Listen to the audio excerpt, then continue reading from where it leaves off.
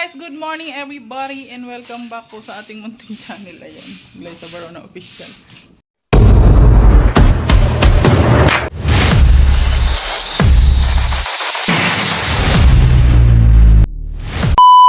So for today's vlog guys ay magluto kami ng almusal. Magluto pala ako ng almusal guys namin. So andito pa kami ni Daddy, hindi pa kami nag-alis at may pupuntahan pa kami ngayon. So magluto muna ako ng almusal namin guys. Actually kakarating po lang po namin. Naghatid kami sa aming mga alaga. Ayun. So nagsaing na ako guys. Meeting na ako. Hanggang mamayang gabi na yan. Kasi siyempre nagtitipid tayo ng gasol. At siyempre ito aking brown rice. Oh. Pang 2 araw ko yan. At tayong tilapiyang nabili. Oh, diba? Bumili ako dun sa ano. Sa may labasan. At syempre, nagbili rin ako ng gulay, guys. So, nakakatawa kasi fresh na fresh yung nila doon. Ayan, ito. Wow, may okra. Ilalaga ko lang yan. Tingnan nyo, guys. Ang laki ng aking papayang nabili. 70 pesos lang. May ano pa. May tagba 20 pang ano, kalabasa. So, ito, oh, talong at ano, sitaw. Yan, binili ko. So, ilalaga ko lang ito. Saka yung okra.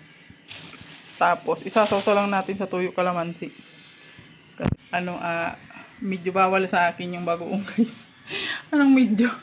Medyo bawal talaga sa akin yung bagoong, guys. Kasi, ano, nangangati ako. Ewan ko ba? Hindi man ako mayaman, pero bakit ganon? So, ayan. Magsimula na tayo magluto, guys. Magprito ako ng, ano, tilapia. Oh, diba? Ang aming almusal ngayon. Ito na yung ating gulay. Lagyan natin ng sitaw. Lalaga ko lang to guys, walang lasa. Lalayan si Alex dyan. Kay healthy living ako. Healthy living ako siya, hindi. Pala siya.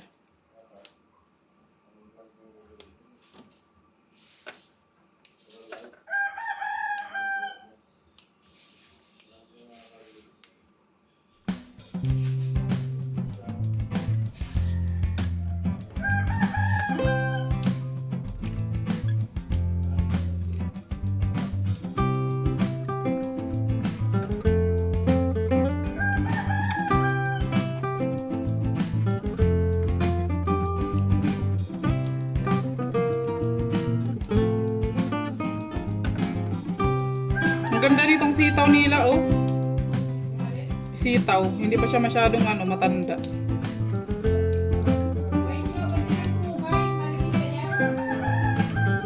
Mahilig man magkukay yung mga aso na yan.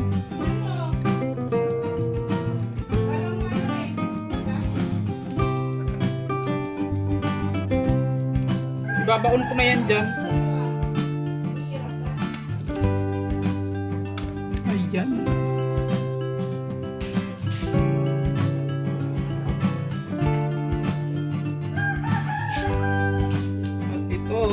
Sitaw at salang.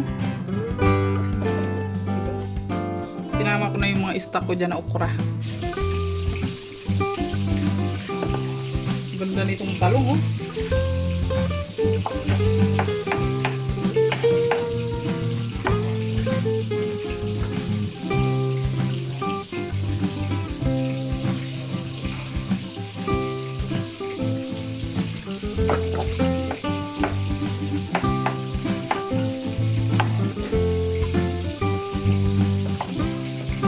Pizza ngayon, de. Na? 9 na. So, eto na yung ating ilalagang gulay. At ayan na, nagpiprito na tayo ng ating tilapia. So, ha? Diba? So, ayan, nakaprito na tayo yung ating tilapia. Ha?